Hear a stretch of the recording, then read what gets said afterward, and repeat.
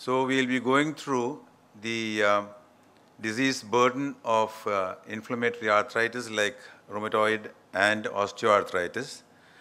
The pathophysiology of these arthritis in brief, the current management options which are available and their limitations, and the role of a novel anti-inflammatory agent which is going to be introduced.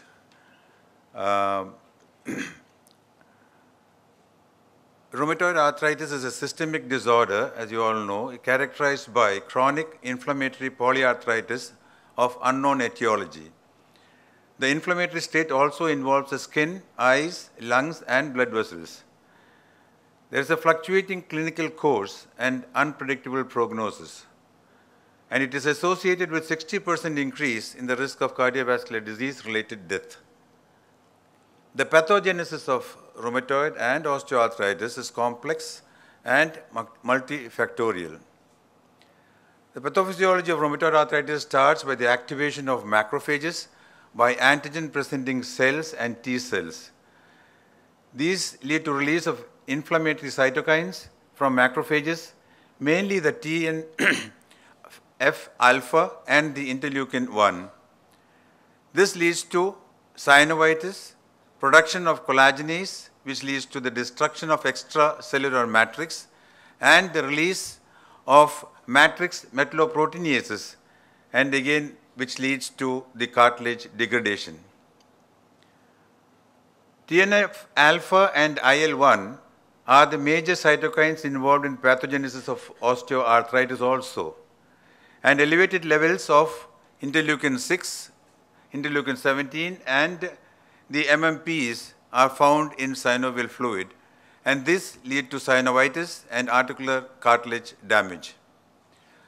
So osteoarthritis is also an inflammatory arthritis apart from the old age degenerative arthritis which we already know it as. The TNF-alpha and IL-1 are the major inflammatory cytokines in rheumatoid as well as osteoarthritis. And release of these inflammatory cytokines is regulated by the nuclear factor kappa B, or in short NF-κB. NF-κB is a transcription factor present in all cells, and it plays an essential role in inflammatory and immune responses. NF-κB acts as a master switch to turn inflammation on and off in the body. And the disorders due to NF-κB activation are rheumatoid arthritis, osteoarthritis, ankylosing spondylosis, psoriatic arthritis, and juvenile rheumatoid arthritis. So, in short, this NF-κB is the master switch of inflammation. Now, how does NF-κB get activated? This is again by TNF-alpha and IL-1, and this acts by the IKB kinase on the inactive NF-κB, and it is activated and it is translocated into the nucleus.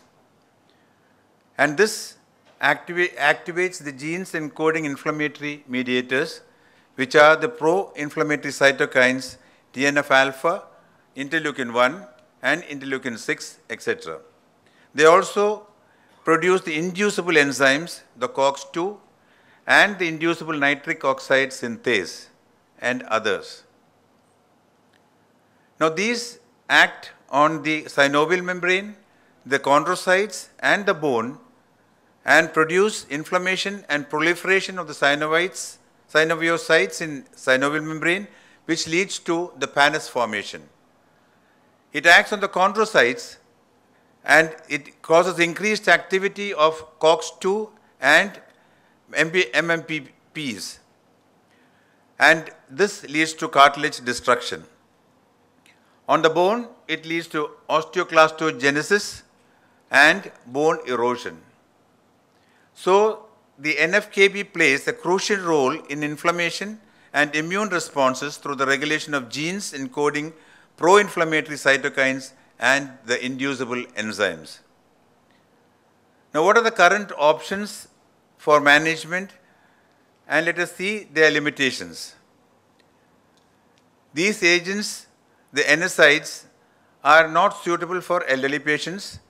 They are not safe for long-term use. It produces gastritis, nausea, vomiting, and upper GI bleeding, renal toxicity and hepatotoxicity, and increased cardiovascular risk.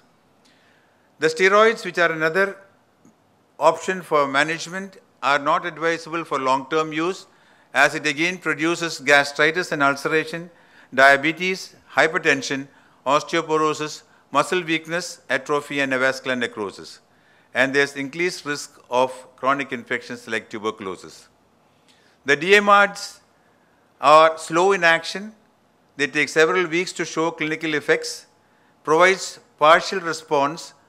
There's loss in efficacy with continued use, and they need close monitoring of patients for adverse effects.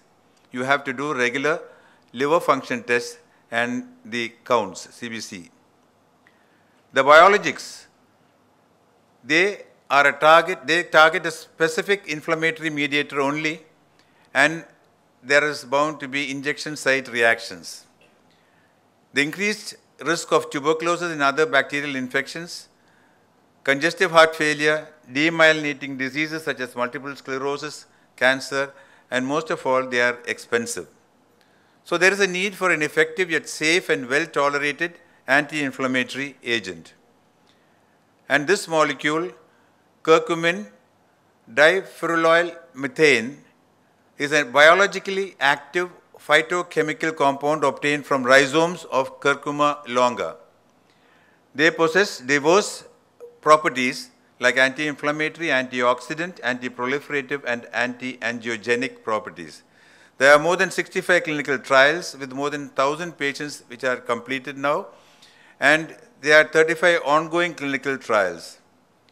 So curcumin is a NF-κB inhibitor, and so it controls these controls, and it is the master switch of inflammation.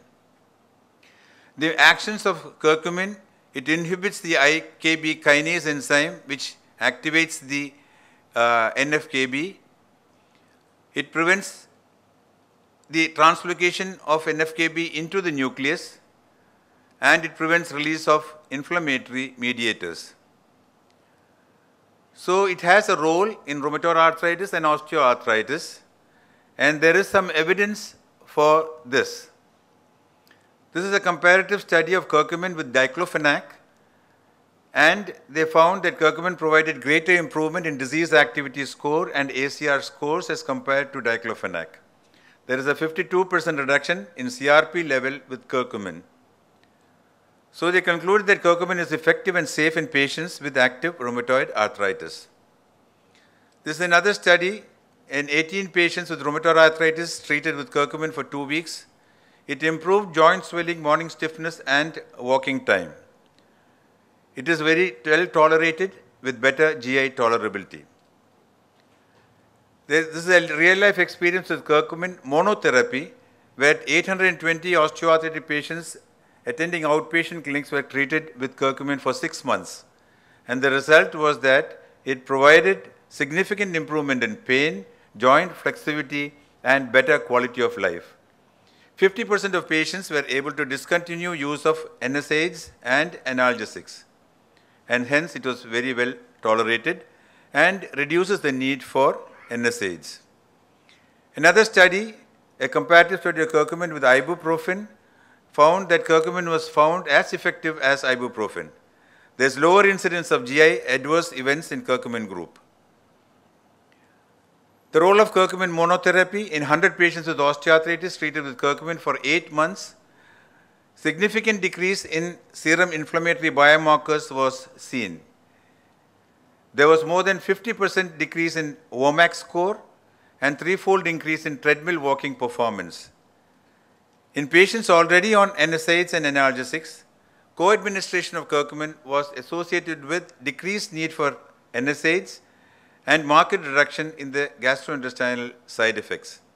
Hence, it was concluded that curcumin is effective and safe for long-term management of osteoarthritis.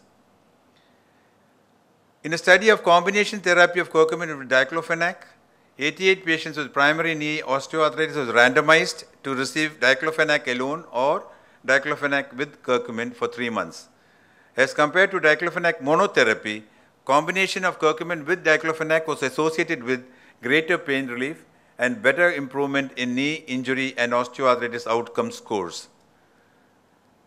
So curcumin was supposed to, when combined with NSAIDs, provides additional benefits.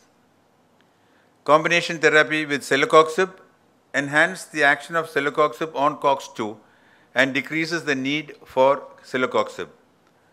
In combination with prednisolone, it had an additive anti-inflammatory action through inhibition of inflammatory cytokines.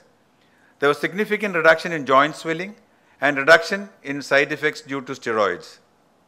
Curcumin, when administered with methotrexate, provides synergistic anti-arthritic action and may help to reduce the dose of methotrexate. There is reduced risk of hepatotoxicity and hematological toxicity. So, to say a few words about safety of curcumin, it is generally recognized as safe by US FDA. There is no noticeable adverse events when observed with doses up to 8 grams daily for 3 months. Unlike NSAIDs, they are free from adverse effect on kidney, liver or cardiovascular system even after long-term use. The occasional patients may complain of mild and transient nausea or diarrhea. So unlike NSAIDs, steroids and DMARDs, curcumin is very well tolerated. The conventional curcumin is a hydrophobic polyphenolic compound poorly absorbed from GI tract and undetectable in plasma. It doesn't reach systemic organs and tissues and had a doubtful efficacy.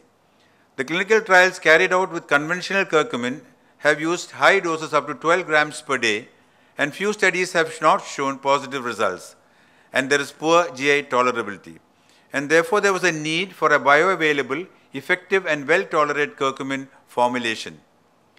So this was provided by the SMEDS technology. To overcome limitations of conventional curcumin, a novel formulation of curcumin using self-micro emulsifying drug delivery system or SMEDS has been developed. And this provides nano-sized hydrophilic droplets of curcumin which improves the absorption and there is better tissue penetration.